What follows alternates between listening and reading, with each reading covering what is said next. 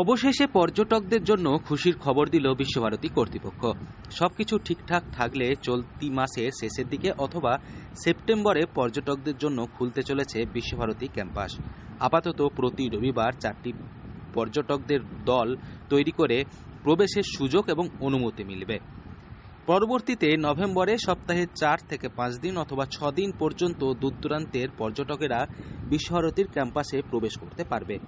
ইউনেস্কোর গাইডলাইন মেনে ঐতিহ্যবাহী আশ্রম এলাকার মূল সৌন্দর্য এবং প্রাকৃতিক চরিত্র বজায় রেখে তৈরি হচ্ছে মোরামের রাস্তা। বিশ্বভারতীর উপাচার্য তিনি বলেন, পরীক্ষামূলকভাবে সপ্তাহে 1 দিন রবিবার চালু থাকবে। ঘুরে দেখার জন্য 1.5 ঘন্টা বরাদ্দ করা হবে। পর্যটকদের পাঠ্যভবন, আশ্রম থেকে শুরু করে নতুন বাড়ি, শান্তিনিকেতন বাড়ি, উপাসনাগৃহ বা কাঁচঘর, সিংহসদন ও কালোবাড়ি ঘুরিয়ে দেখানো হবে।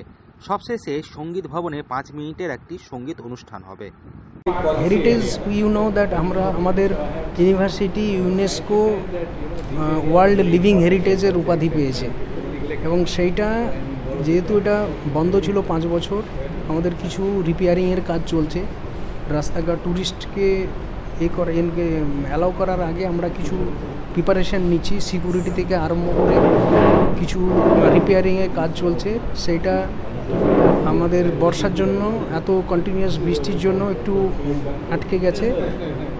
হতে পারে এই মাসের শেষের দিকে, না হলে ফার্স্ট উইক অফ সেপ্টেম্বর আমরা স্টার্ট করে দিচ্ছি হেরিটেজ ওয়াক। যেহেতু শান্তিনিকেতন লিভিং হেরিটেজ সাইট, সেই জন্য এই বন্দোবস্ত করা হয়েছে। বিশ্বভারতীর এই উদ্যোগে স্বভাবতই খুশি পর্যটক থেকে শুরু করে রবীন্দ্রপ্রেমী মানুষজনেরা। প্রসঙ্গত সময়টা প্রায় 2 বছর আগে 2023 সালের 17 September UNESCO world living heritage সাইটের স্বীকৃতি পায় কবিগুরু রবীন্দ্রনাথ ঠাকুরের বিশ্বভারতী শান্তিনিকেতন। তারপর থেকেই পর্যটকদের আনাগোনা ব্যাপক হারে বাড়লেও করোনাকালে প্রাক্তন উপাচার্য বিদ্যুৎ চক্রবর্তীর নিষেধাজ্ঞা বলবৎ থাকায় ক্যাম্পাসে প্রবেশ থেকে বঞ্চিত ছিলেন অনেক। তাতে আমরা স্টার্ট করছি ট্রায়াল বেসিসে, সানডে, অনলি সানডে। রবীন্দ্রভবন আমাদের সানডে খোলা আছে, রবীন্দ্রভবনের সঙ্গে টাই আপ করে সানডেতে খোলার চেষ্টা করছি এবং সেটা ট্রায়াল বেসিসে। এটা আমাদের সাকসেস হলে এরপরে নভেম্বর থেকে আমরা 5 দিন 6 দিন খুলে দেবো এটা। আর এটা হচ্ছে আমাদের একদিনে 4টে ব্যাচ ভিজিট করবে। একটা ব্যাচে 1 ঘন্টা 20 থেকে 1.5 ঘন্টার মতো ভিজিট আছে।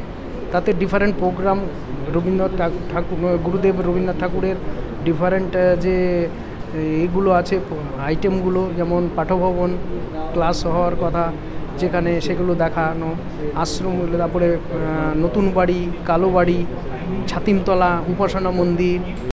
নতুন উপাচার্য প্রবীর কুমার ঘোষ দায়িত্ব নেওয়ার পর থেকেই বিশ্ববিদ্যালয়ের ইতিহাস, রবীন্দ্রচিন্তা ও স্থাপত্য দর্শনের সুযোগ সবার জন্য করে দেওয়ার জন্যই হেরিটেজ ওয়ার্কের ভাবনা বলে জানা যায়।